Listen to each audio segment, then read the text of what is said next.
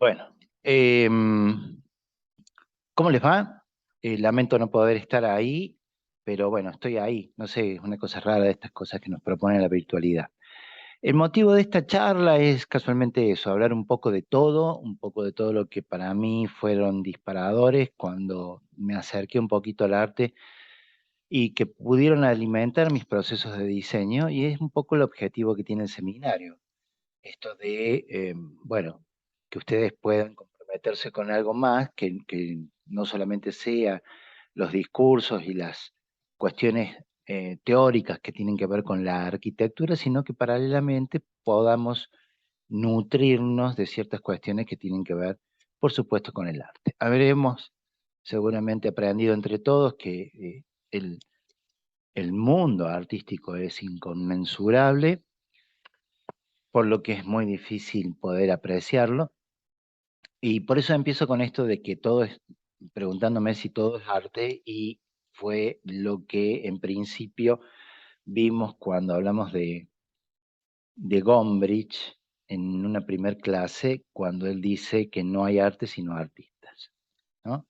Entonces ya vamos a ver por qué decimos estas cosas y qué tienen que ver estas cosas con nuestros procesos de diseño. Y vamos a ir y volver en una charla que pretende ser simplemente un disparador, ni siquiera una conclusión de todo lo dicho. Y rápido, porque Mane me reta porque dice que me demoro y ustedes tienen que hablar, lo cual es cierto.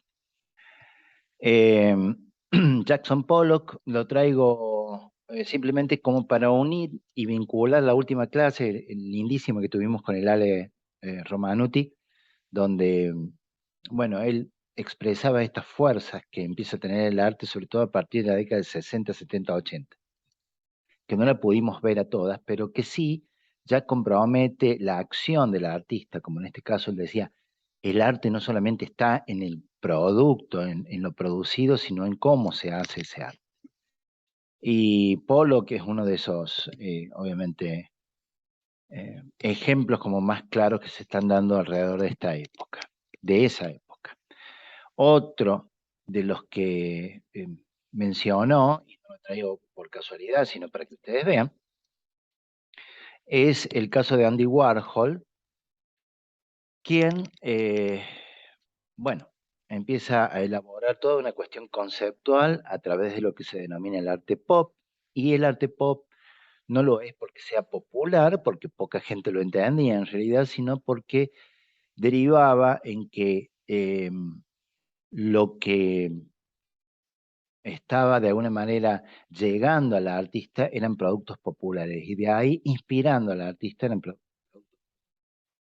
Y de ahí, bueno, las expresiones que, sobre todo este neoyorquino, para mí sobrevaluado, pero bueno, tiene su gran importancia, logró hacer.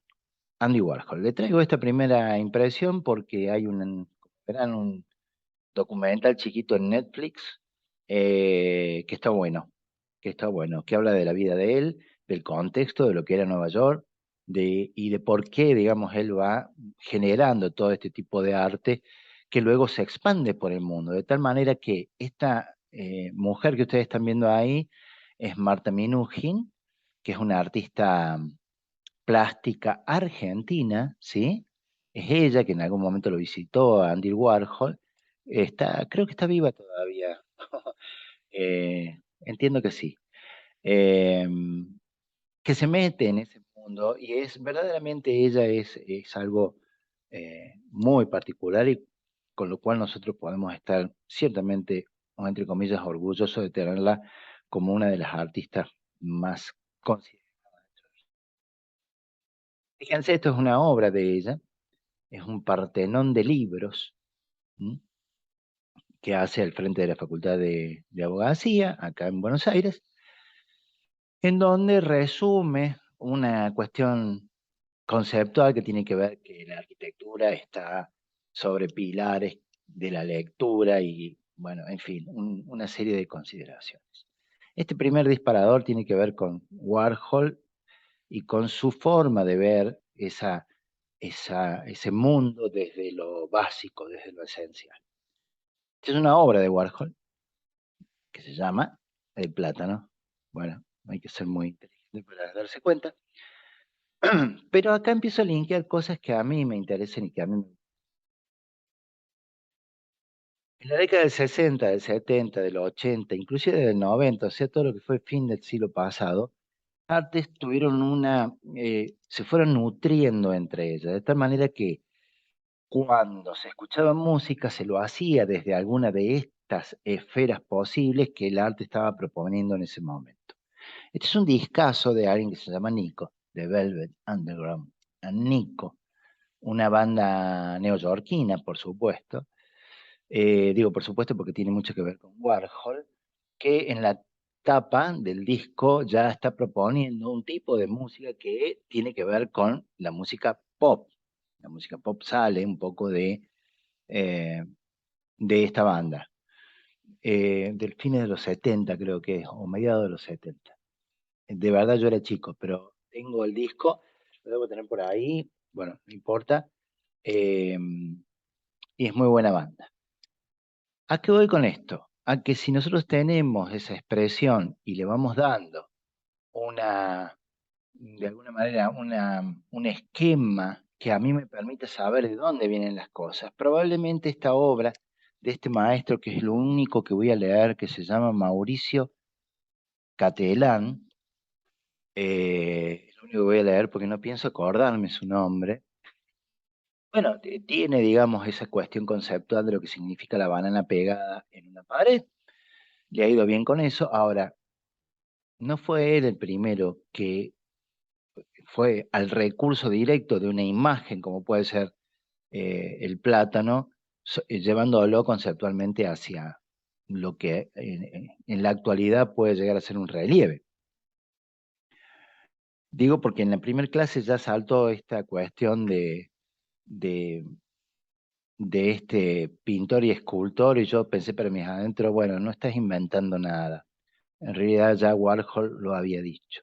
Y este es el sentido que tiene por ahí este seminario, estas clases, que no se agota el pensamiento creativo si uno conoce el universo cultural y a partir de eso empezar a ver cómo las cosas tienen relación unas con otras, cómo se van nutriendo cuando el verdadero arte se va imponiendo, cuando la verdadera arquitectura se va haciendo. Porque hay una arquitectura de los 60, hay una arquitectura de los 70, etcétera, etcétera. Ahí vemos cómo otra de las expresiones hay algo que no dije ahora, otra de las expresiones como la fotografía adquieren un gran lugar dentro de lo que es mostrar el producto artístico de este disco, que acá lo tengo, le saqué una foto del mío, que es un álbum doble, como decíamos nosotros, no es un vinilo, es un CD, pero lo que no dije es que iba a hacer relación en esta charla muy breve, muy rápida, a lo que se denominan artes menores, ¿no? Todo lo que es fotografía, todo lo que es música, no digo literatura, pero a partir de esas dos expresiones, unas tantas otras, el cine como séptimo arte, eh, son expresiones artísticas que lamentablemente van desapareciendo, o por lo menos en este momento no tienen la consideración extraordinaria que tenía en otros momentos. La fotografía se va diluyendo, producto de la presencia de que cualquiera puede sacar fotos, y como yo les dije en algún momento, una cosa es sacar fotos y otra cosa es ser fotógrafo. La música, ni hablar. La música se va diluyendo en un montón de situaciones en donde se van perdiendo armonías y cada vez escuchamos más ritmos, porque es más fácil, porque no requiere de estudio, y la música no es que esté muriendo, al contrario. Yo me estoy yendo, de hecho, si ustedes, yo ya estaría en la cancha de River seguramente esperando a Coldplay. O sea, la música no muere, lo que muere es el sentido musical de la producción de esas grandes bandas, que se inspiraban, que no las hacía grandes porque se inspiraran en el arte, pero sabían lo que estaban haciendo, en qué momento y por qué recurrían al arte. Fíjense, en este caso, seguimos con Warhol y dos obras de él. Marilyn Monroe, acá un acercamiento, y como Madonna, en un caso, celebra el disco de ella con una imagen icónica, y como Queen con un discazo que es Hot Pace, no es de los mejores discos de Queen, pero hacen referencia directa casualmente al arte. Es cuando Queen, y no lo hace porque sí, es cuando Queen quiere llegar más allá de, de los lugares donde estaba llegando. Queen tiene como dos etapas muy claras. Una hasta Una noche en la ópera, que es un discazo tremendo, tremendo, que nadie escucha, porque tiene una serie de valores que a partir de que se pierden, digamos, hay que tener un oído un poquito más educado, que se pierden a partir de que aparecen otros discos, como por ejemplo, a partir de Jazz o The Game, creo que ahí está la cuestión de Queen. Y esta ida y vuelta entre la música y el arte, ¿no? Me quedé ahí, me gustó, podría haber seguido por otro lado. Acá está arriba otro grupazo que se llama King, que el que le gusta Coldplay le recomiendo que escuche King, le va a gustar mucho. Eh, Inspirado absolutamente la carátula del disco, por decirlo así, en la obra, de la gran ola que les mostró Mane los otros días. No me estoy acordando el nombre del autor, pero bueno, no importa. Y recién mencionábamos a Coldplay y bueno, eh, hacen referencia los dos a una obra de arte directamente, no una interpretación. Mejor dicho, King sí hace una interpretación de la gran ola, no así Coldplay, que le pone un poquito de sentido a esto de Viva la Vida en el cuadro de la Croix, la libertad guiando al pueblo, ¿no? Que ustedes conocen. Y así podemos estar un rato largo, teniendo en cuenta distintas consideraciones que hacen al arte de la música, a la discográfica, que por supuesto se ha perdido. Y ya vamos a ver por qué. Arriba Diana Ross, inspirado en el centro, ¿no? Inspirado en la obra de Alphonse Mucha, no me acuerdo si alguien habló de eso, que es esto que tenemos por aquí. Estas son las 4 estaciones de Mucha.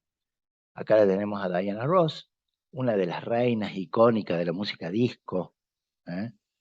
Casada con, bueno, no importa, con Giorgio Moroder.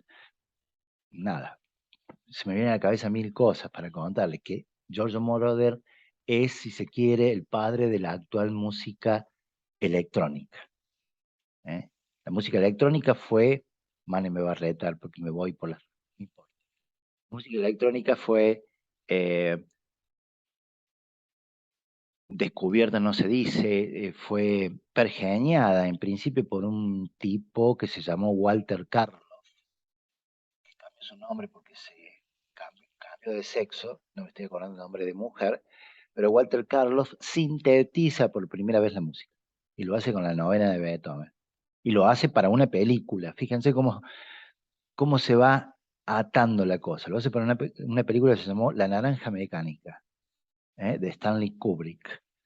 Esa película tiene música electrónica en su primera esencia. Luego, Giorgio Moroder, que ahí me quedé, junto con Kraftwerk, y todos esos discos los tengo acá, una banda alemana, junto con Jean-Michel Jarre, que era francés, hacen una música, Vangelis, hacen una música electrónica donde a partir de ahí todo lo electrónico que ustedes escuchan, pasando por un tamiz como el de Daft Punk, que es bueno, llegan, digamos, a esa música electrónica. ¿Cómo llegué acá? No tengo idea. Abajo, recuerdan ustedes lo que significó la cuña roja en blanco y en este afiche de Lissinsky en el constructivismo o temas ruso, que es muy aprovechado por esta banda también muy buena, que se llama Frank Ferdinand, probablemente alguno de ustedes la haya escuchado, esta es súper contemporánea. Yo tuve la posibilidad de oírla en un recital de YouTube casualmente como grupo soporte, hace un montón de tiempo. Y así podemos estar un rato largo. Para decirles que los conceptos de arte antes eh, eran conceptuales. ¿Por qué digo conceptuales? Porque Pink Floyd, por ejemplo, es una banda, Pink Floyd, o este que es Deep Purple, bueno, este es un solista que se llama Rod Stewart, eh, realizan una música que no se acaba en un tema. ¿Mm? The Wall de Pink Floyd, por ejemplo, es la historia. Esto, la recomiendo. Estuve el viernes pasado viendo The Animals, de un grupo que hace cover de Pink Floyd, hizo The Wall, más o menos, no le fue muy bien, pero bueno, valió la pena. Los discos eran conceptuales. Hoy no tenemos discos, hoy tenemos fragmentos. Hoy tenemos temas que pueden o no gustarnos. Es muy difícil encontrar un disco conceptual. Bueno, por eso los conceptos van hacia el arte, en este caso, ¿no? Lo que significa la ida y vuelta de Maurice Escher, en tanto este disco de Pink Floyd, o este fragmento del Jardín de las Delicias del Bosco, de Hieronymus Bosch, o esta interpretación que prácticamente es fidedigna de lo que es un cuadro de, ¿qué era esto? Renoir, me parece. O César, no, Renoir. Estoy casi seguro que es Renoir. Y así podríamos estar todo el tiempo. Y casualmente esta charla se agota nada más que en relacionar lo que es la música con la gráfica, la música con la pintura, la música eh, con la fotografía, para que no creamos que estas cuestiones ya están muertas, como en este caso los dibujos, ¿no? Eh, Roger Dean, es este dibujante que ustedes están viendo, todavía está vivo creo, fue el dibujante de todas las carátulas del disco de la banda Yes. ¿Por qué se las traigo? Porque son verdaderas obras de arte, cada una de ellas. Y ya vamos a ver por qué son verdaderas obras de arte. Eh,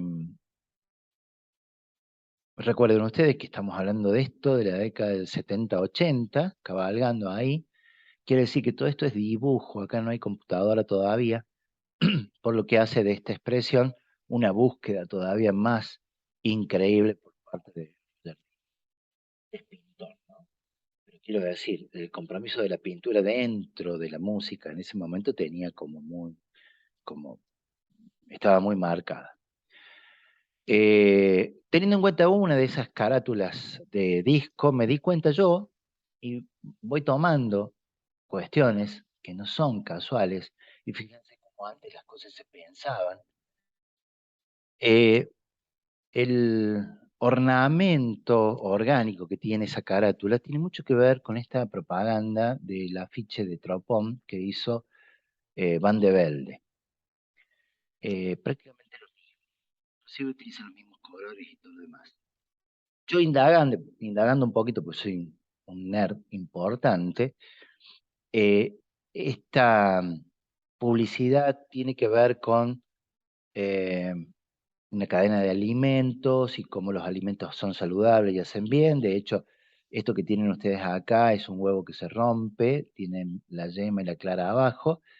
Y este álbum está hablando de lo que en la década del 70 era saludable, y a partir de eso creo que hay una relación que se podría encontrar o no, pero lo interesante es cómo cada cosa está puesta en un lugar que no es sino pensar eh, colectivamente. O sea, yo hago música, pero pienso en la pintura. Yo hago música, pero pienso en la fotografía. Yo hago arquitectura y tengo que pensar en el arte de la fotografía, de la pintura, etcétera, etcétera. Para eso sirve este seminario, si no, no sirve para nada. No me puedo ir sin los Beatles. ¿Mm? Ojalá tuviese tiempo para explicarles por qué los Beatles fue la banda más importante del siglo XX, de lo que va del siglo XXI, y falta mucho para que sea superada desde el punto de vista musical, desde el punto de vista de este tipo de portadas, de la banda del Sargento Pepper, icónica, ni a hablar de esto, que tiene que ver con Abbey Road, que, eh, bueno, es conocida en todo el mundo. O sea, son cuestiones icónicas que tienen un significado, además, porque el contexto ya le es universal. No todas las portadas de los Beatles fueron como esta. Acá hay una primera impronta, estamos en la década del 60, de lo que fueron los dibujantes en este caso, y acá los collages que tienen que ver con el arte pop. Lo que pasa es que acá se estaba dando en Londres, antes que Andy Warhol, atenti, eh, y bueno, y otras portadas que son icónicas porque son extraordinariamente raras, como el álbum blanco de los Beatles. Si alguien no ha escuchado los Beatles y quieren empezar a escuchar los Beatles, escuche el álbum blanco. El álbum blanco es el compendio de toda la música que se había hecho y toda la música que se hizo después, en cada uno de sus temas. Extraordinario, más que conceptual, más que conceptual. Bueno, y nada, no podía faltar el agua ahí cuando fui a Londres. Yo creo que fui a Londres nada más que para cruzar haciéndome el John Lennon, Abbey Road. Más o menos de eso estoy como. Frente a la pregunta de que si todo es arte, ya terminando, probablemente todo lo sea. Todo puede ser una obra de arte, inclusive lo que ustedes hagan, que ya les vamos a pedir un ejercicio. Ahora, que sea una expresión artística dista mucho a que sea una obra de arte. Según Ramón Gener Sala, que se los recomiendo también, está en YouTube, pueden ver videos de él que son maravillosos, él distingue algunas situaciones que tienen que ver con esto. Hemos estado hablando de una impronta musical aferrada a cuestiones artísticas desde lo musical y de cómo se emparenta con el arte. El señor elegante es una expresión artística. No está en mi ánimo, de verdad, no está en mi ánimo la crítica.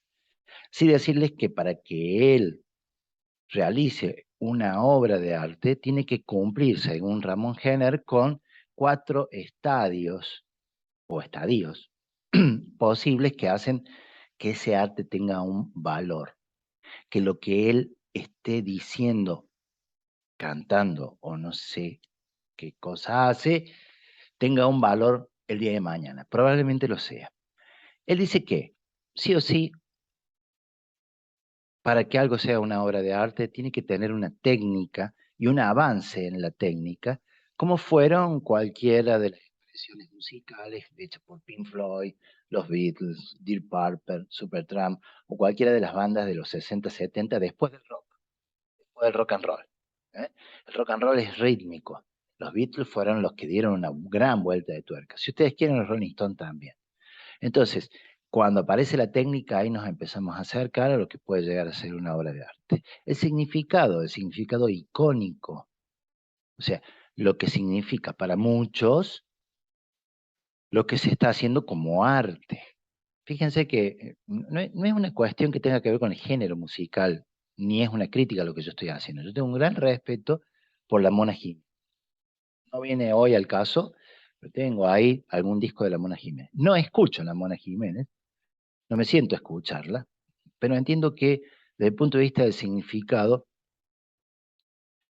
tiene la historia, porque ese significado lo da el tiempo, y la historia nos ha dicho la importancia que tiene la querida Mona dentro de un ritmo musical que es el cuarteto, que ustedes saben que el cuarteto no se llama cumbia, no se llama, no tiene, hoy ni siquiera tiene sentido cómo llamamos a los géneros. El cuarteto eran porque eran 4 instrumentos.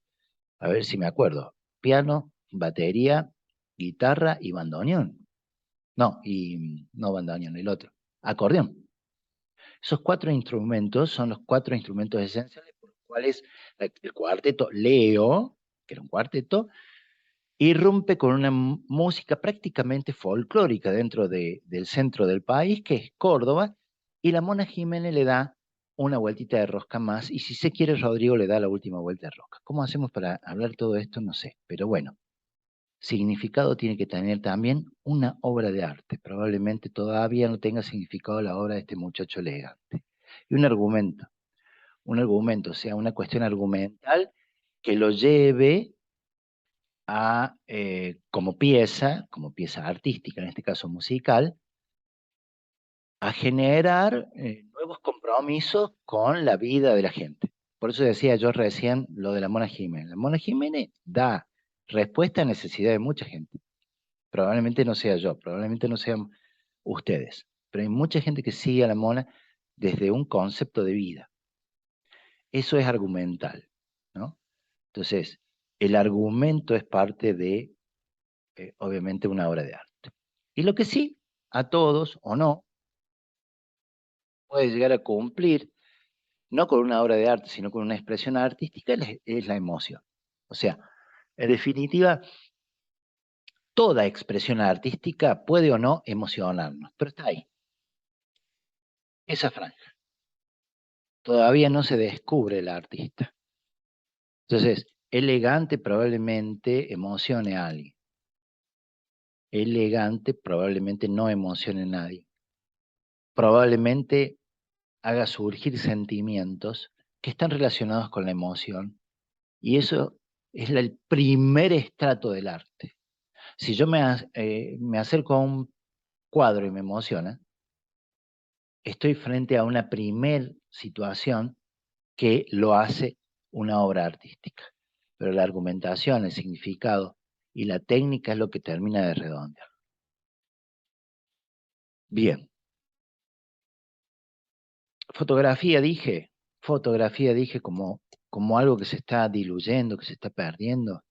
La fotografía fue desde fines del siglo XIX, con el daguerrotipo, hasta que aparecieron la posibilidad de sacar muchas fotos con las máquinas digitales, una de las expresiones artísticas más importantes que daban testimonio. Esta es una foto paradigmática del siglo XX de Steve McCurry, que es un fotógrafo de la National Geographic, que fotografía esta hermosa niña afgana que se llama Sharbat Gula. Después googlean ustedes si quieren. Y se hizo tan famosa, tan reconocida a nivel del mundo entero, que el tipo, no cualquiera entra en Afganistán, después de 15 o 20 años, no me acuerdo, vuelve a entrar y le vuelve a sacar la misma foto. O sea que la de la derecha también es ella. ¿Por qué es una obra de arte? A diferencia de Don Elegante. Primero por la técnica de la fotografía, el uso de una cámara que es analógica, no estamos hablando de cámara digital acá, conlleva una técnica que antes era muy difícil, por obturadores, luz, etcétera, etcétera. La cuestión simbólica, icónica y argumental, ni hablar. Y por cierto, el estado que toda obra tiene de la emoción que puede significar una foto de estas características, ¿no? Yo con esta foto abro siempre la primer clase de una maestría de paisaje, donde digo que en la cara de alguien se puede reflejar perfectamente los dos mundos, el espiritual y el geográfico, que hacen a la esencia del contexto arquitectónico. Supongamos, nosotros tenemos que diseñarle a Sharbat Gula una vivienda, casi en su rostro podemos advertir todo lo que le ha pasado culturalmente y todo lo que le ha pasado climática y geográficamente. Ese es el sentido que tiene la fotografía, en este caso. Espero no aburrirlos mucho, sino que a mí me gusta, y me gusta descubrir, y me gustaría que ustedes lo hagan también. Bueno, esta también fue una imagen que vimos al principio, la primera clase que yo les di, creo, que tiene que ver con que si todos tenemos una interpretación distinta sobre una misma cosa. Sí, claro que sí, todos podemos ver lo mismo desde diferentes ángulos, con diferentes ganas, con diferente alimento y combustible en la cabeza. Frente a una fotografía, esto es un ensayo que hicimos con Mane para el seminario del año pasado, y me voy a adelantar un poco, a lo mejor Mane se los comenta enseguida. Tiramos una foto cualquiera, esa foto del Automóvil Club Argentino, que es una imagen icónica para aquellos que cuando éramos chicos llegaron a una estación de servicio, era otra que Wi-Fi, tenía baño, que es lo más importante. Eh, ese icono del Automóvil Club Argentino, sobre todo en la Patagonia, significó mucho, y le hicimos hacer a los chicos una interpretación absolutamente libre de lo que la foto le sugería. Y surgieron unos laburazos espectaculares. Este año, como creo que vamos a hacer lo mismo. Mane enseguida me va a corregir o me va a retar o les va a decir que sí. ¿Por qué? Porque frente a la misma situación, cada uno de nosotros le parece conveniente. Para no olvidar esto de que las artes menores o el séptimo arte del cine va muriendo, la lectura y la escritura no lo va a hacer nunca, porque eso sí que es un proceso argumental que todos necesitamos para estar vivos. Y he traído la portada de dos libros, casualmente la de Gombrich, que es donde nos estamos basando para el seminario, con las segadoras, y otro librito de Gombrich, y dos películas, dos pelis. Es muy difícil hoy que ustedes vean una película. De hecho, mi hija no lo hace, digamos. ¿Por qué digo mi hija? Porque cumple mañana 17 años. Eh, Le cuesta mucho, porque la atención es fragmentada. De hecho, yo no sé cuántos de ustedes ya están mirando para otro lado o están mirando el celular. Entonces, difícilmente se puedan sentar 2 horas a ver una película. Ahora es muy curioso porque ven series que si la ven por capítulo tienen más de 2 horas, pero no importa. Amadeus y The Wall, un poco esto a mí me partió la cabeza. Yo era joven, como ustedes, aproximadamente, a ver. No, más chico. Debo haber estado en segundo, tercer año de la Facu. Obviamente cine, no existía otra posibilidad. Fui a ver Amadeus, al Gran Rex, y me encontré con una película extraordinaria de la vida de Mozart. Porque ahí explican en esa película por qué Mozart es extraordinario y por qué él eh, hace lo que hace y llega a lo que llega con esta música bien clásica, ¿no? Mozart es un compositor clásico, clásico del clasicismo. Y hay, por parte de Milos Forman, si ustedes ven esa película, el detalle de que toda la arquitectura que está dando vuelta es clásica y lo menos barroca posible, sino un clásico un poco más duro, emparentado con lo que es Grecia y Roma. ¿Qué quiero decir con esto? Nuevamente, estos tipos se nutren del arte porque saben. Entonces lo que ustedes tienen que hacer es simplemente abrir la cabeza y tratar de comer, de tener combustible que no solamente sea lo que TikTok nos está proveyendo, que yo también veo. Y que como siempre digo, el problema no es ver TikTok, el problema es ver solamente TikTok. ¿Se entiende?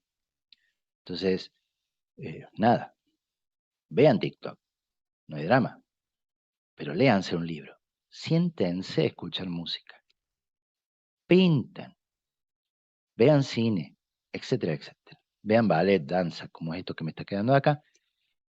De las artes, la que menos me gusta, como les dije alguna vez, ¿quién soy yo para decir que no le gusta el arte de la danza?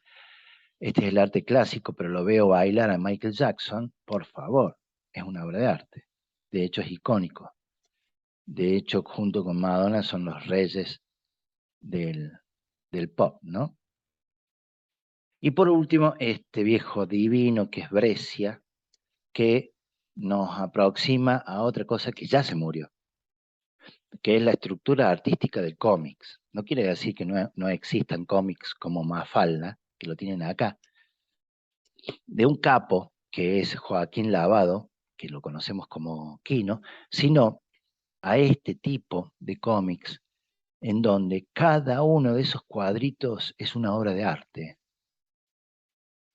Entonces los cómics fueron en mi época también un que me ayudaba a mí a dibujar mejor. Mis claroscuros sí existen, obviamente no tienen nada que ver con estos autorretratos de Brescia, tienen mucho, mucho que ver con eso que yo consumía. Había una revista que se llamaba Fierro, donde estaban Altuna, una serie de dibujantes que uno estaba esperando que salieran. Chicos, no había FM en mi época. Se pueden reír alegremente. No había FM. Entonces cuando llegaba una revista, ¿sabes qué? Bueno, esas artes menores no son tan menores, porque siempre nos disparan y nos llevan, como les dije en más de una oportunidad, como combustible a poder acrecentar nuestros procesos de diseño. La historia del arte nos tiene que servir como un elemento más dentro de nuestro proceso de diseño. Si no, no haríamos las cosas que estamos haciendo hoy en Córdoba, como arquitectos. Y esta es una crítica y con esto sí termino. ¿Cuál es la importancia del contexto? Porque todo lo que yo he dicho acerca del arte y todo lo que se puede agregar desde el arte a la arquitectura y a los procesos de los diseños que ustedes hacen, donde se la pasan mirando el estado del arte de arquitecturas europeas, estadounidenses, etcétera, etcétera, que no está mal, pero como dije recién, no puede ser lo único. Por eso mi crítica a la arquitectura que se está haciendo es que estamos haciendo una arquitectura idéntica a lo que se hacía en la Bauhaus hace más de 100 años. Estamos descubriendo el agujero del mate. Nada más que porque no nos comprometemos con nuestro contexto. Les digo algo, y con esto termino. Es una imagen icónica. Esto que les voy a mostrar está en Feltre, en la provincia de Belluno, cerca de Castelbianco, en Italia. Es una foto del año 2016. Es una foto mía, o sea, no me la contaron. Es una foto real. Es una esquina. Una esquina que, como ustedes ven, puede traer mucho que hablar. Pero, ¿qué pasa? ¿Qué tiene que ver con el contexto? Casualmente eso. En Italia, en Feltre, el cruce de la calle tal con la otra calle no significa nada de nada de nada. Sin embargo, si nosotros tuviésemos ese cruce de calle aquí en Córdoba, significaría todo, de todo, de todo. Lo único que está dividiendo una crítica, o mejor dicho, un concepto de lo que significa este cruce de calle, es el contexto. Entonces, si nosotros tomamos definitivamente un lugar para hacer arquitectura y nos nutrimos con el arte, seguramente no vamos a tener ningún inconveniente en arribar a mejores productos, a productos que nos sean como más propios, a productos que tengan que ver con, productos digo como hecho arquitectónico, que tengan que ver más con lo nuestro y no con esquemas que puedan venir de otro lado. Y si esos esquemas que nosotros logramos o queremos incorporar dentro de nuestra arquitectura se nutre del arte, escuchando música, dibujando, pintando, haciendo escultura, viendo cine. Todo eso son combustibles que, además del TikTok, existen y que a nosotros con Manes nos gustaría muchísimo que ustedes abordaran y se metieran ahí. Bueno, los dejo un fuerte abrazo, un beso inmenso. Van a seguir seguramente con las exposiciones que me voy a perder, pero seguramente los veo el jueves que viene. Les cuento cómo me fue con Coldplay, si es que muchos de ustedes no han ido todavía. Besos totales.